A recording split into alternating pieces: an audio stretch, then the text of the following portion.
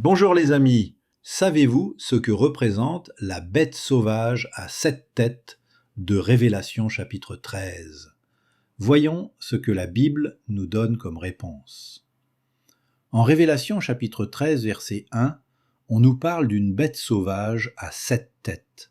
Cette bête représente le système politique mondial. Comment le savons-nous?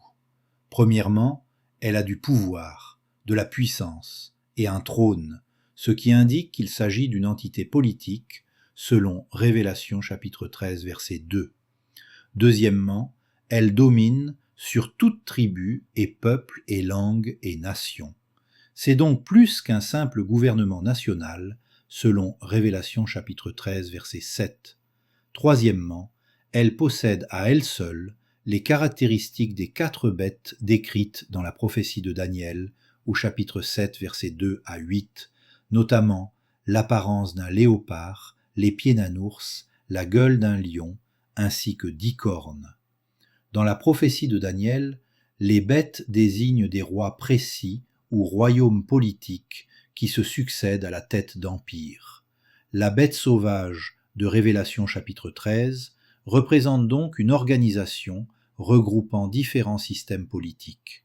Quatrièmement, elle monte de la mer, c'est-à-dire des masses agitées d'où les gouvernements humains tirent leur origine, selon Révélation chapitre 13 verset 1 et Isaïe chapitre 17 versets 12 et 13. Enfin, cinquièmement, la Bible dit que 666, le nombre ou nom de la bête, est un nombre humain, selon Révélation chapitre 13 versets 17 et 18. Cette expression indique que la bête de Révélation chapitre 13 est une entité humaine et non un esprit ou un démon. On le sait, les nations s'entendent sur peu de choses, mais elles sont unies dans leur détermination à conserver leur autorité plutôt que de se soumettre au royaume de Dieu, selon Psaume chapitre 2 verset 2. Les nations uniront également leurs forces pour combattre les armées de Dieu dirigées par Jésus-Christ à Armageddon. Mais lors de cette guerre, les nations seront finalement détruites, selon Révélation chapitre 16, versets 14 à 16, et chapitre 19, versets 19 et 20. Le livre de la Révélation nous précise que cette bête a 10 cornes et 7 têtes. La clé pour comprendre la signification des 10 cornes et 7 têtes de la bête de Révélation chapitre 13, c'est l'image de la bête sauvage. Cette autre bête, que l'on retrouve plus tard dans la Révélation, est de couleur écarlate et possède 7 têtes et 10 cornes en Révélation chapitre 13 versets 1, 14 et 15 et chapitre 17 verset 3. La Bible dit que les 7 têtes de la bête de couleur écarlate représentent 7 rois ou gouvernements en Révélation chapitre 17 versets 9 et 10. De la même façon, les 7 têtes de la bête de Révélation chapitre 13 verset 1 représentent 7 gouvernements.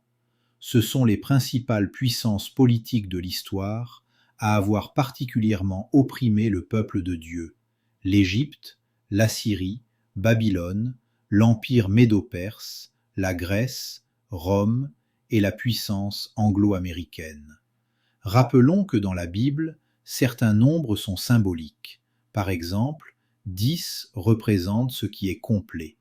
Rappelons également que les cornes symbolisent des gouvernements et que le diadème ou couronne est un symbole d'autorité et de pouvoir.